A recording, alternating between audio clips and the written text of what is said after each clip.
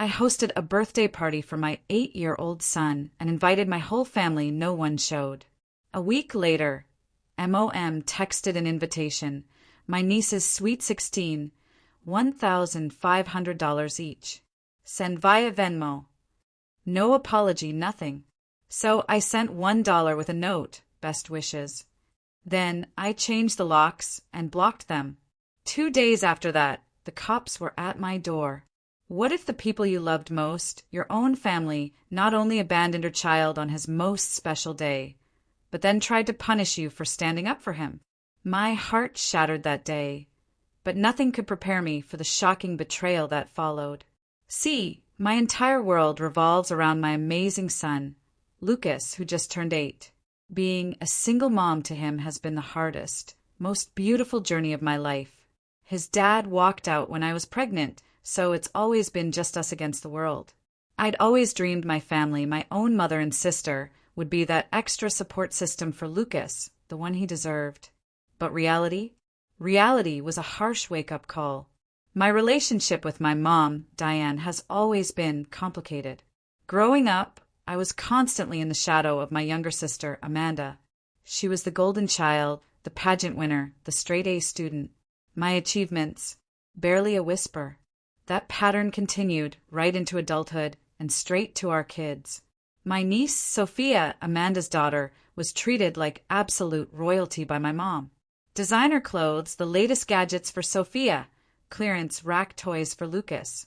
3 trips to Disney World for Sophia, not a single offer for Lucas. The favoritism was so blatant, so painful, but I kept trying.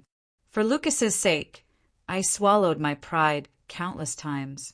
I went to every single one of Sophia's events, birthdays, recitals, school plays, and I'd just politely accept their constant "sorry, we have plans" whenever Lucas had something important. Later, social media would reveal those plans were often just casual shopping trips. It was heartbreaking. Last Thanksgiving, Lucas poured his little heart into making handmade cards for everyone. My mom? She barely glanced at his, but Sophia's store-bought card? That was proudly displayed on her fridge for months. I saw the confusion in Lucas's eyes, that little flicker of hurt, and I'd make excuses, desperate to protect him, telling him, "Oh, Grandma probably put yours in her special room, honey." But for Lucas's 8th birthday, I was determined. I was going to create something truly magical. Dinosaurs were his latest obsession. He was practically a junior paleontologist. His excitement was contagious. Despite my modest teacher's salary, I saved every penny for months. I transformed our backyard into a full-blown Jurassic wonderland, a hand-painted volcano, dinosaur footprints leading to the door, fossil dig sites with hidden treasures. I even baked and decorated a 3-tiered Stegosaurus cake and filled Dino egg piñatas. 3 weeks before the party, I sent out personalized invitations. For my mom and Amanda, I added handwritten notes, emphasizing how much Lucas longed to see them. I got text confirmations from everyone, including my mom. She wrote, "Wouldn't miss it for the world, sweetheart." Lucas was absolutely over the moon. Every night, he'd count down the days, practicing new dinosaur facts he wanted to share with Grandma. He even spent his own allowance to buy Sophia a special bracelet with a tiny dinosaur charm, wrapping it himself with such care. "Do you think Sophia will like it?" he'd ask, his eyes wide with hope. I'd always assure him she'd treasure it. The night before, he could barely sleep. "Tomorrow's going to be the best day ever, Mom," he whispered, his little face glowing. As I tucked him in, I looked at his hopeful face and I prayed. I prayed that, just for once, my family would show up. Not just physically, but in spirit. That for once, they would see the incredible, loving boy I was blessed to call my son. The morning of Lucas's birthday dawned bright, sparkling with promise. At 6:30 a.m., he bounded into my room, already in his special dinosaur shirt. Mom, it's party day. Do you think Grandma brought her camera? I want to show her how I can name all 50 dinosaurs." My heart ached with nervous energy, but I smiled. "I'm sure she did, buddy."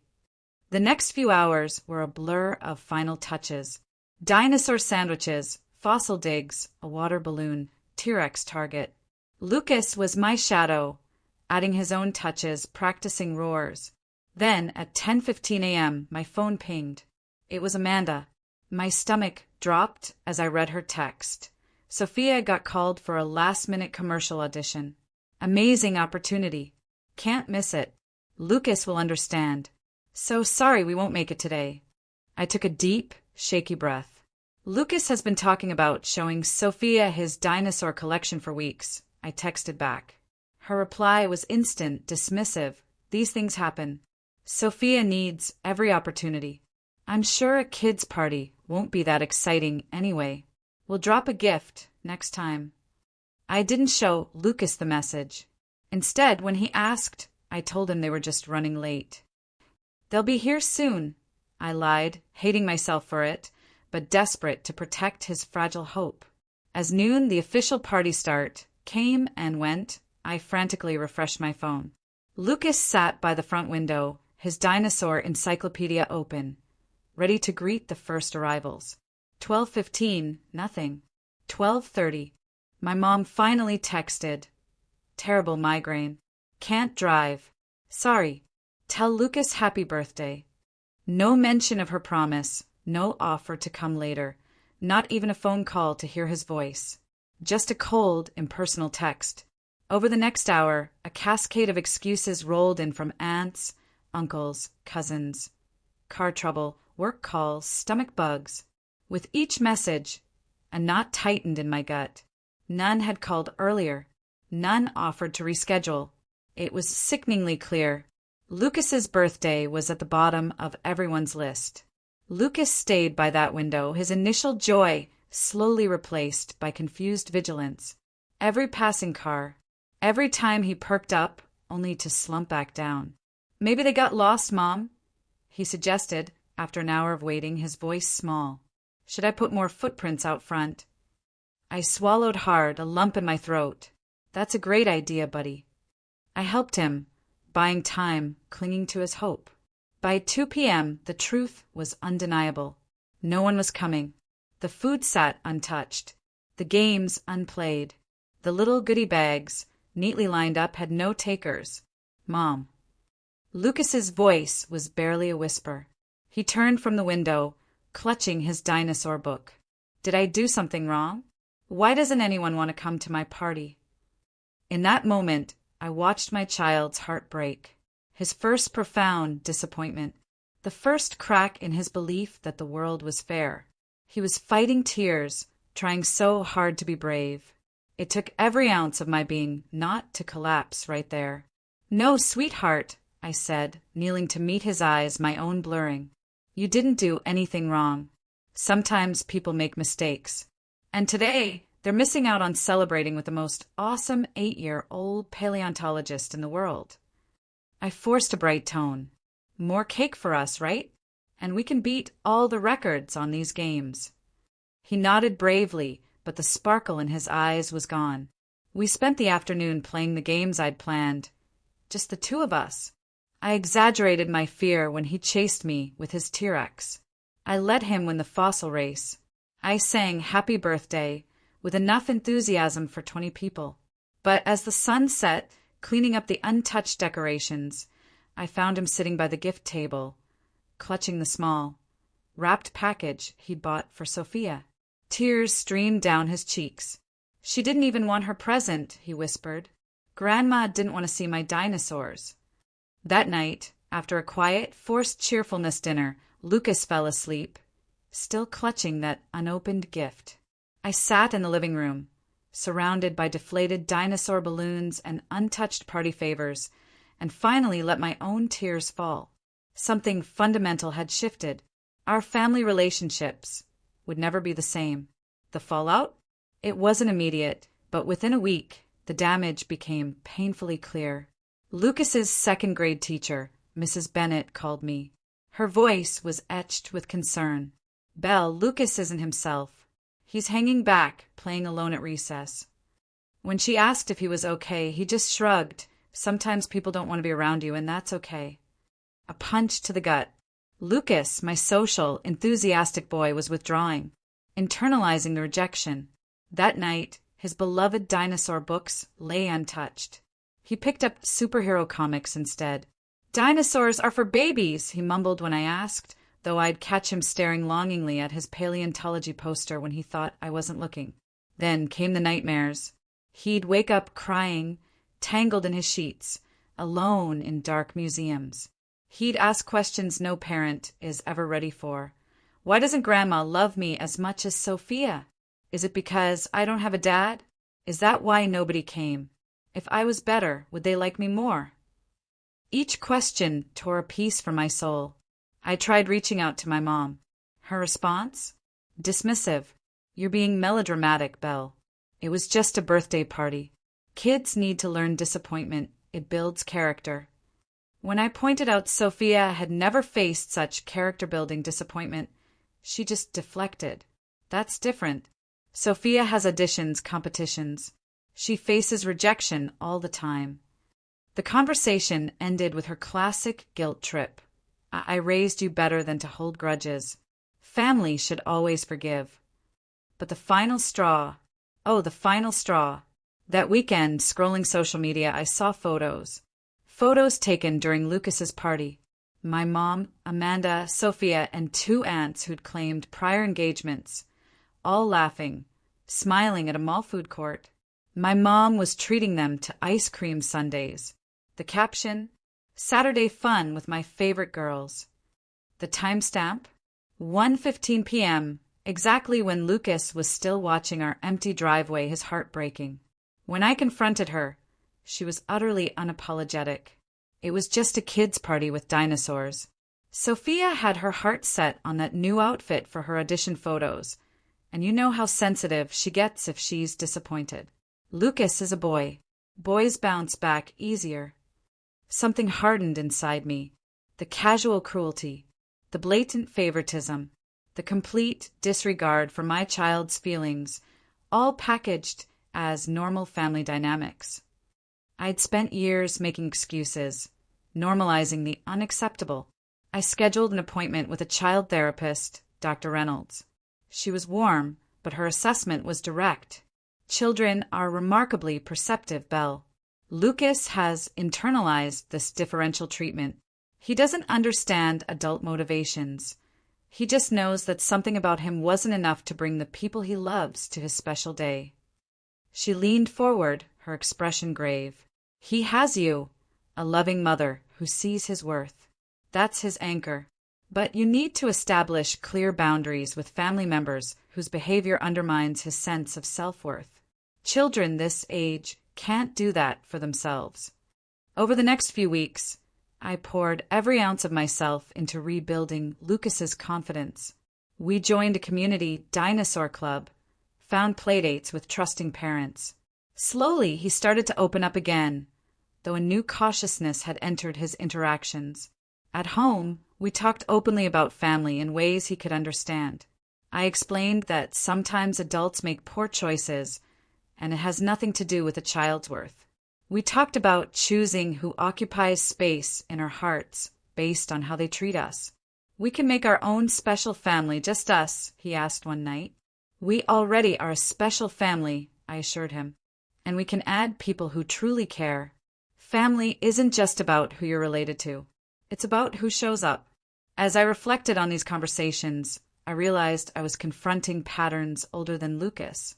I'd spent my entire life accepting scraps of attention, desperate for approval that was always withheld. Trying to protect Lucas, I had exposed him to the very same toxic dynamics that shaped my own insecurities. The clarity was both agonizing and liberating. I finally saw our family system for what it truly was, and I knew, deep down, protecting Lucas meant breaking cycles that had persisted for generations. Little did I know my resolve would be tested sooner, and more dramatically, than I could possibly imagine. Tuesdays were our quiet days. Lucas would get out of school early, and we'd hit the library, then grab ice cream. 3 weeks after the birthday disaster, we were doing just that, Lucas animatedly telling me about a new dinosaur book when my phone chimed. It was a notification from my mom. sent to the entire family group chat. My stomach instinctively clenched, but nothing could have prepared me for what I read. An elaborately designed digital invitation flashed on my screen, sparkling with stars, featuring a professional photo of Sophia in an evening gown. Sweet 16 Yacht Party Extravaganza, the glittering text proclaimed. Below were details: a harborside celebration, a private yacht rental, and a promised appearance by minor pop star Sophia adored. But the kicker, the part that made my jaw drop? This once-in-a-lifetime celebration comes with once-in-a-lifetime memories. Contribution: $1,500 per person. Please Venmo to Diane by May 1st to secure your place on the guest list. Below that, a personal message from my mother. As you all know, our precious Sophia deserves only the best for this milestone. Amanda and I have planned the perfect celebration, but we need everyone's contribution to make it happen. Belle, you'll also need to help with setup on Friday and the photo backdrop assembly. Sophia specifically requested your artistic touch. Not a single word acknowledging Lucas's birthday. Not a hint of an apology for their absence. Not even a token, sorry we missed it. Just this outrageous demand.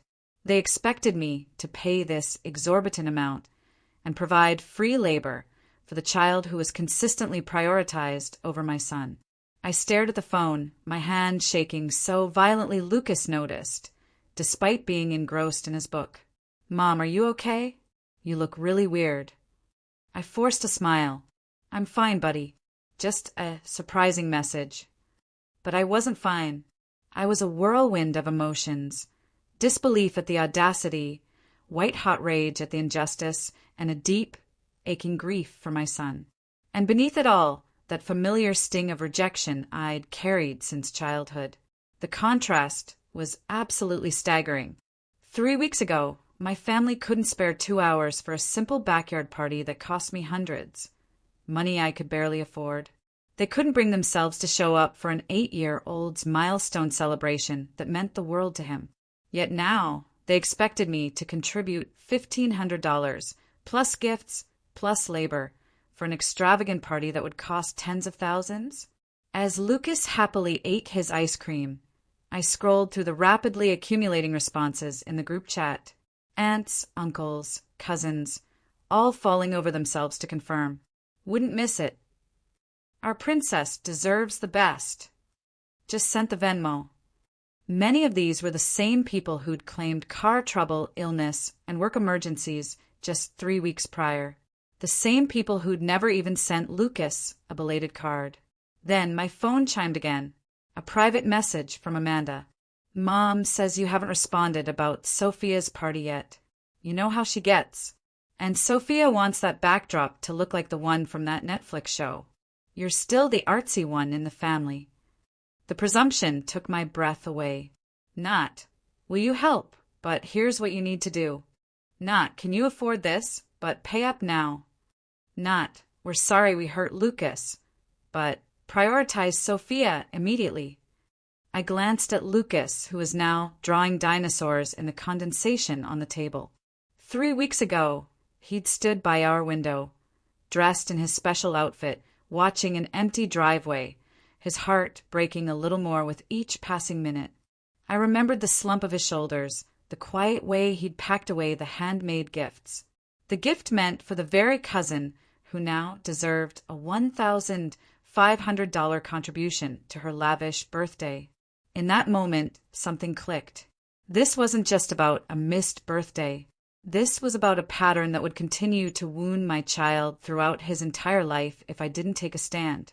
Now, this was about teaching him, through my actions, that he deserved respect, that his feelings mattered, that unconditional love shouldn't be constantly held just out of his reach. I looked at that invitation again. Sophia's smiling face.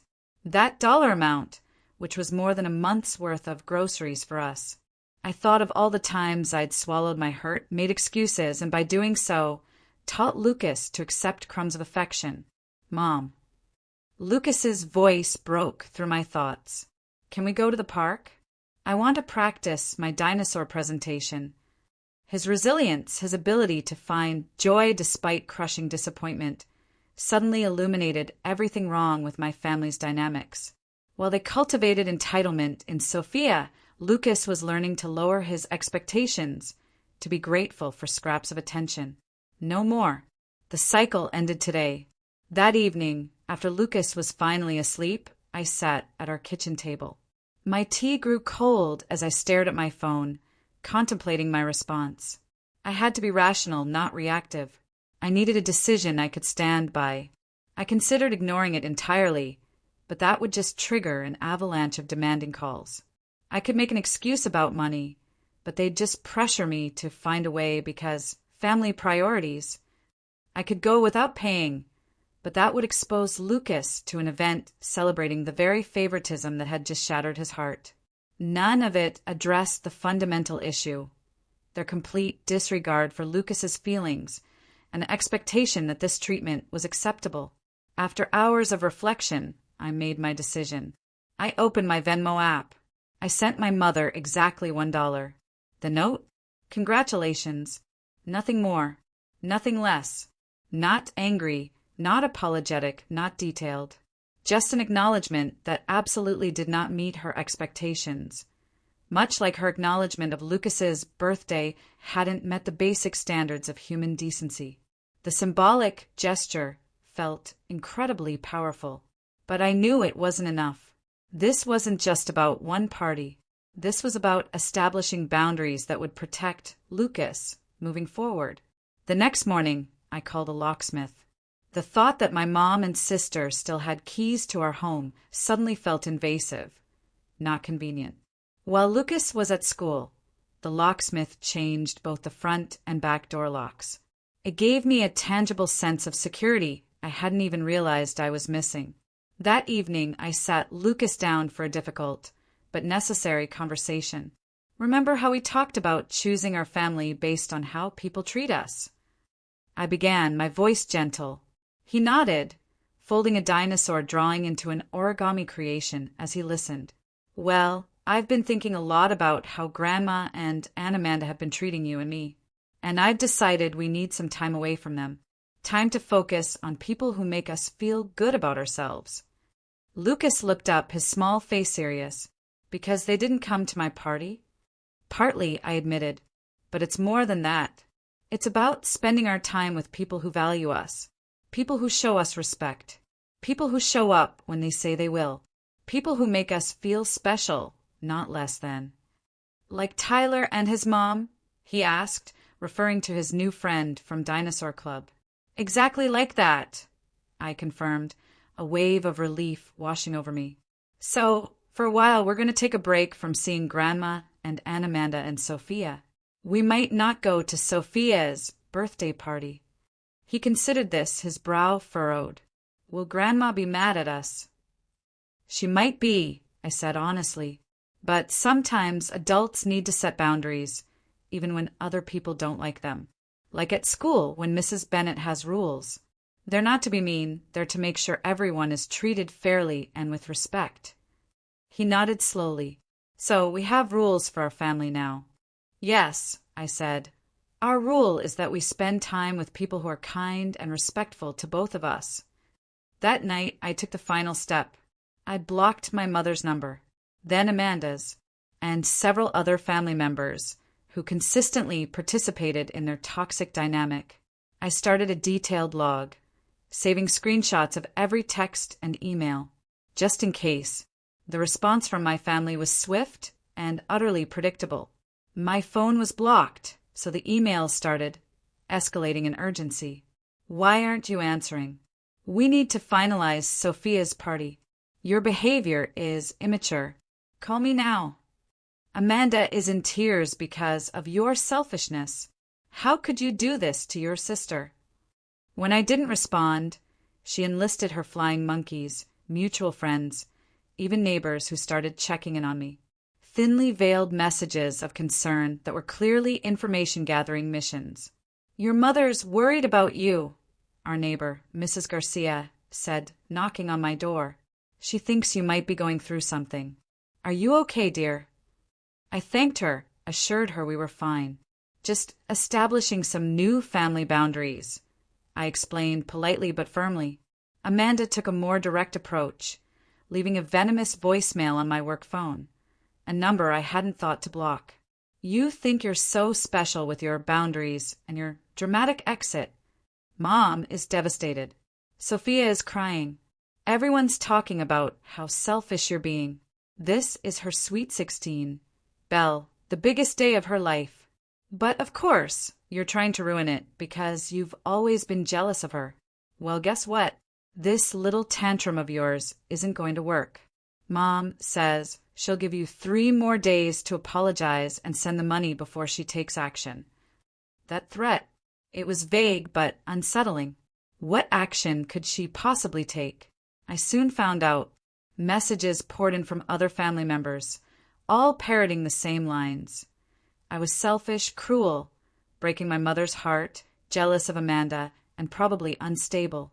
A few even suggested I was having a breakdown, implying I might be an unfit mother. Textbook manipulation. When direct pressure failed, they resorted to triangulation, trying to make me doubt myself, fear consequences. In the past, this would have crushed me. I would have crumbled, apologized, fallen back in line. But something had fundamentally shifted. Every message, every guilt trip, every manipulative tactic, it only strengthened my resolve. I wasn't doing this just for me anymore. I was doing it for Lucas, teaching him, through my actions, that self-respect wasn't negotiable. That healthy love doesn't require sacrificing your well-being. For the first time, I saw my family dynamic with terrifying clarity. The fog of obligation, guilt, and false hope had lifted, revealing a stark truth. This dynamic wasn't going to improve. Lucas would always be the less favored child, the afterthought, unless I changed the script entirely. Then, Wednesday morning, came the firm, authoritative knock on our door. Through the peephole, I saw 2 police officers, their expression serious. My heart hammered. I opened the door, my mind racing. Belle Anderson? The female officer asked, consulting a notebook. Yes, that's me, I confirmed, anxiety mounting. I'm Officer Rivera. This is Officer Bennett. We're conducting a welfare check. Your mother, Diane Lewis, called, concerned about your well-being and that of your son. She reports you've cut off contact suddenly and may be experiencing mental health issues impacting your parenting. The realization hit me like a physical blow. She'd called the police, claiming I was unstable, dangerous, all because I'd set boundaries she didn't like. She had weaponized law enforcement to try and scare me back into compliance. We're both absolutely fine, I said, fighting to keep my voice steady. May I ask what specific concerns were raised? Officer Rivera checked her notes. Mrs. Lewis reported erratic behavior, changing locks, cutting off family contact, concerning statements about your family. She's worried about your mental state and its impact on your son. I took a deep breath. Officers, I recently made the difficult decision to create distance from certain family members due to a pattern of hurtful behavior towards my son. I did change my locks, my right as a homeowner. I did limit contact with my mother and sister, my right as an adult. But there are absolutely no mental health or child welfare concerns here. I gestured around our home. Would you like to come in? See that everything is normal and my son is well cared for? He's at school right now, but I'm happy to show you his room, our fully stocked fridge, his attendance records. The officers exchanged glances. They accepted. I led them through our modest but clean and organized home, pointing out Lucas's artwork, his neat room, the calendar filled with his activities. I understand family disputes can get complicated, Officer Bennett said as they finished their inspection. Based on what we're seeing, there's clearly no cause for concern about your son's welfare or your own. He paused. However, I would suggest documenting these interactions, just in case the situation escalates. I nodded, retrieving the folder where I'd meticulously kept screenshots and notes. I've already started. This includes texts showing my family's absence from my son's recent birthday, despite confirmations, followed by demands for $1,500 for my niece's party just weeks later. Officer Rivera looked surprised. That's thorough. Smart to keep records. She handed me her card. If you experience any harassment or additional unwarranted welfare checks, please contact me directly. After they left, I collapsed onto the couch, shaking. A mix of anger, vindication, and residual fear. My mother had gone so far as to involve the authorities, potentially risking Lucas's custody, all because I refused to comply. The manipulation had just taken a terrifying turn. I called my supervisor, vaguely explaining a family emergency to get the rest of the day off. I needed time to process this, to prepare for whatever came next. What came next was even more direct than I'd anticipated. That afternoon, as I was leaving the school after picking up Lucas, I saw my mother's car pull into the parking lot. Amanda was in the passenger seat. Both of them exited, striding purposefully straight towards us. "Lucas, honey," I said quickly, my voice urgent. "Get in the car. Put on your headphones with your dinosaur show. Okay, adult conversation happening." He looked confused, but sensing the tension, he complied. I locked him safely inside before turning to face my mother and sister in the school parking lot. "How dare you?" my mother hissed, reaching me. "Blocking our numbers, changing your locks, sending $1 as an insult. Do you have any idea how you've hurt this family?" Several parents were nearby, glancing curiously. I kept my voice low, controlled. This isn't the place for this discussion. And after sending police to my home with false concerns about my mental health, you've lost any right to demand conversations with me. Amanda stepped closer, her face flushed. "You're ruining Sophia's birthday with your selfishness. She's been crying for days because her favorite aunt won't be at her party. How could you be so cruel to a teenage girl?" The sheer hypocrisy almost made me laugh. "Interesting concern for a teenager's feelings," I replied, my voice dripping with ice. "Where was this concern for an 8-year-old boy's feelings when none of you showed up for his birthday after promising you would?" "That was different," my mother dismissed with a dismissive wave. "We had legitimate reasons, and children need to learn disappointment."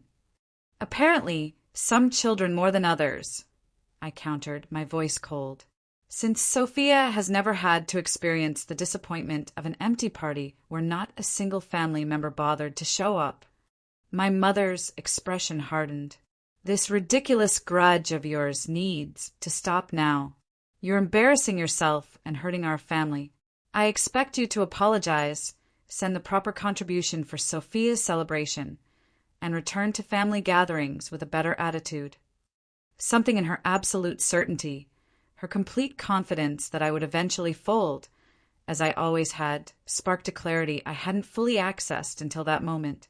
"Mom," I said, my voice quiet but firm, "I'm not going to apologize for protecting my son from people who consistently make him feel less than. I'm not going to contribute financially to an extravagant celebration for one child when another child's simple party wasn't worth your time. And I'm certainly not going to pretend everything is normal when you've just tried to use law enforcement to intimidate me." Amanda stepped forward, her eyes blazing. "You've always been jealous of me, haven't you? Jealous that Mom loves me more. Jealous that Sophia has more talents than Lucas. Jealous that we're closer to Mom than you've ever been." Her words hung in the air between us. The family's unspoken, ugly truth, finally vocalized. My mother's momentary shock quickly shifted to resignation, then defensiveness. "Amanda, that's enough," she snapped, but there was no real reprimand, just concern for the public setting. "No, she's right," I replied, my voice calm but unwavering. "You do love her more. You always have. And you love Sophia more than Lucas. You've made that abundantly clear through your actions for 8 years. The difference is, I'm no longer pretending it isn't happening, and I'm no longer exposing my son to it." My mother glanced around, noticing the attention we were drawing. "We're not discussing this here. Come to my house tonight so we can sort this out like adults." There's nothing to sort out, I stated firmly. My boundaries are clear. I've made my decision. Lucas and I will be taking a break from family gatherings until there's genuine acknowledgement of the hurtful patterns and a sincere effort to change them. You can't keep my grandson from me, my mother threatened, her voice rising. I have rights.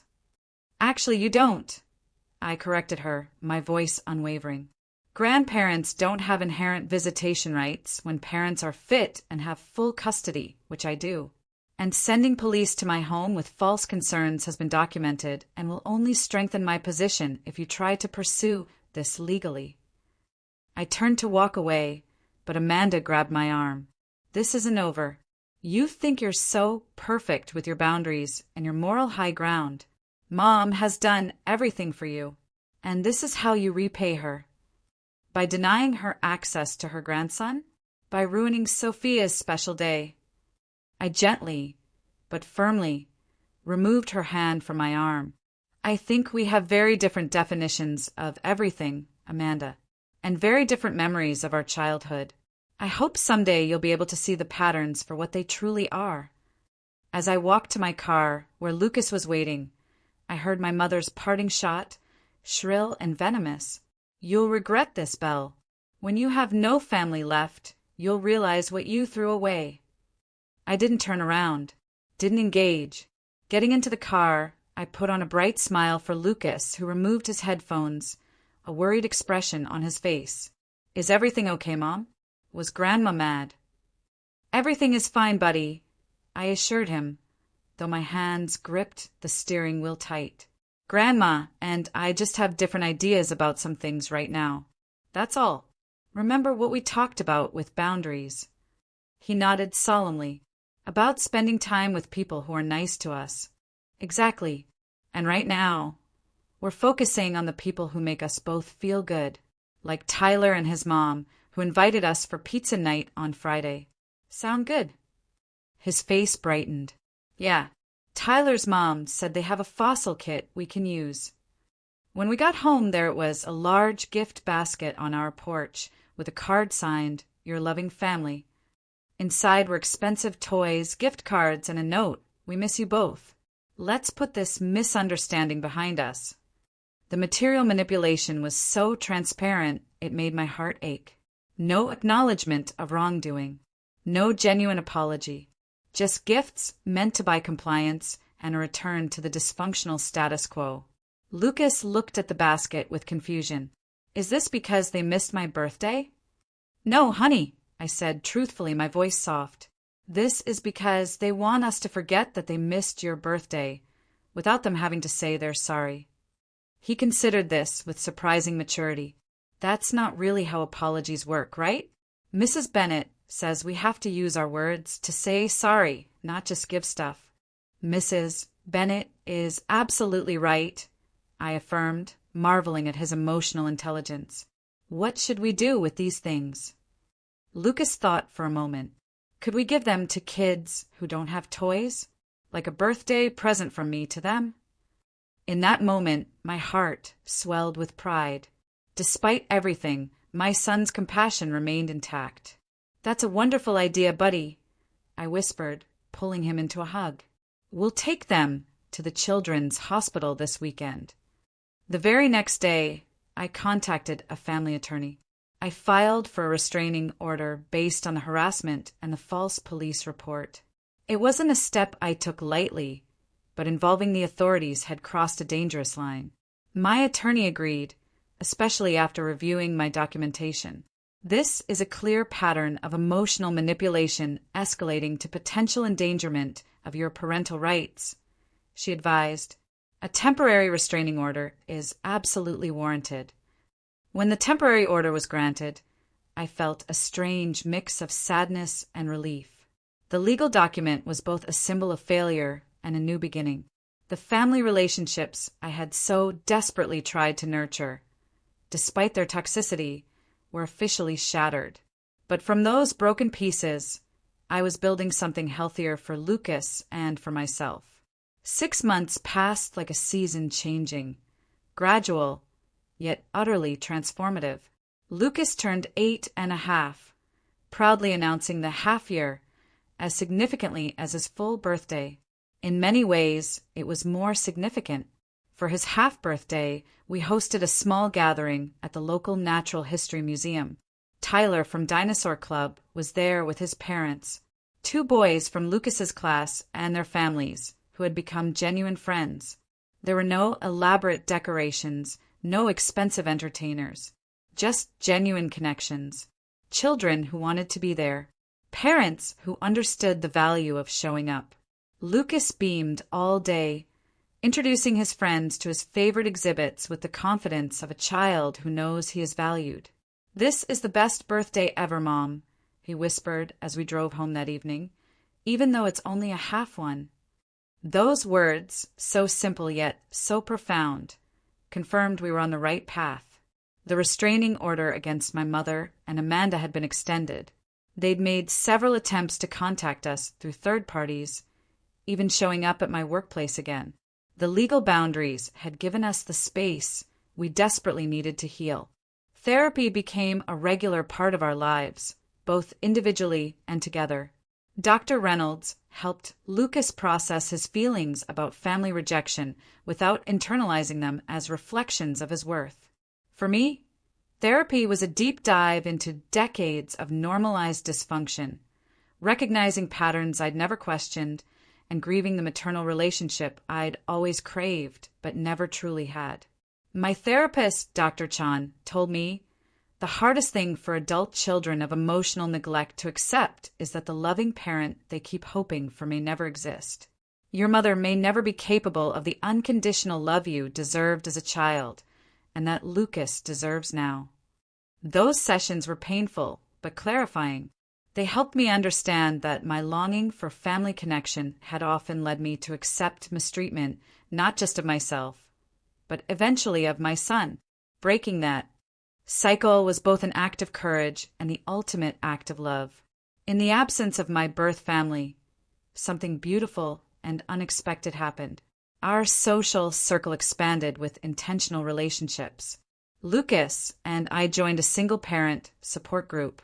We volunteered at the community garden. My colleagues, seeing me set boundaries and prioritize well-being, became more than just co-workers. Most surprisingly, my late father's sister, Aunt Janet, who lived across the country, reached out. "Your father would be heartbroken to see how you and Lucas have been treated," she told me during our first call. "He always worried about the dynamics in that household." Through regular video calls, Janet became a loving presence. Thoughtful gifts related to Lucas's interests, genuine questions about his activities. When she visited that summer, the natural ease between them made clear what healthy family relationships could look like. 3 months after the restraining order was issued, my mother made one final attempt at reconciliation. She sent a letter through her attorney, offering family therapy, acknowledging mistakes were made on both sides, a non-apology revealing her continued deflection of responsibility. No recognition of the specific harm to Lucas, no acknowledgement of favoritism, just a general suggestion that we had mutual issues and I was being unnecessarily punitive.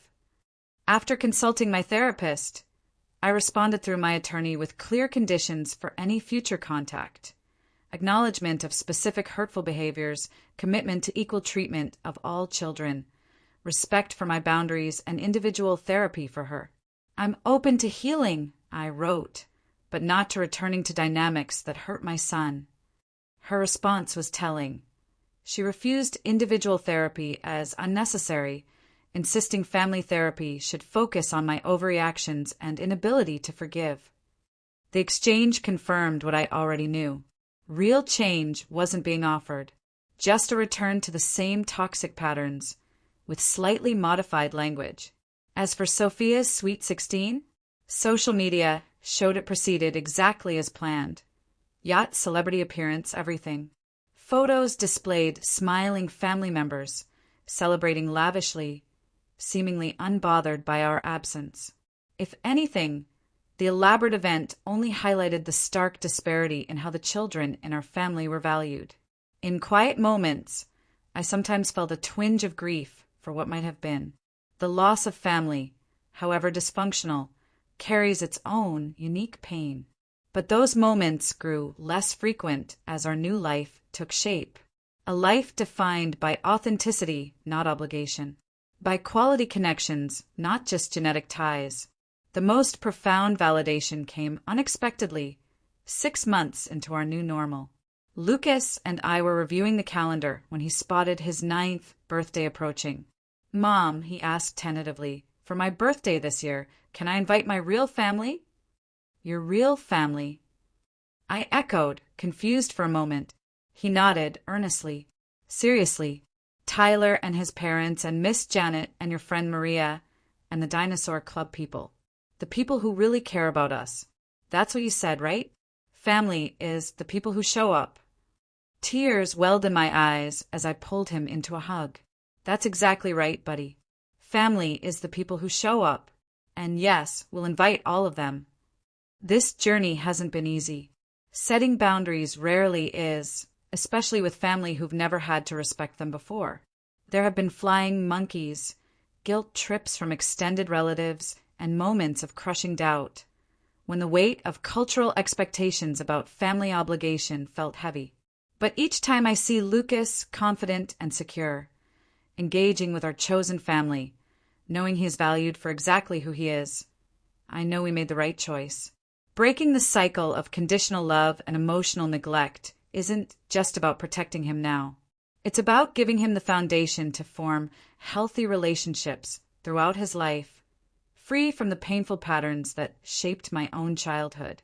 If you're watching this and something in our story resonates with your own experience, please know you are not alone. Setting boundaries with family is one of the hardest things many of us will ever do.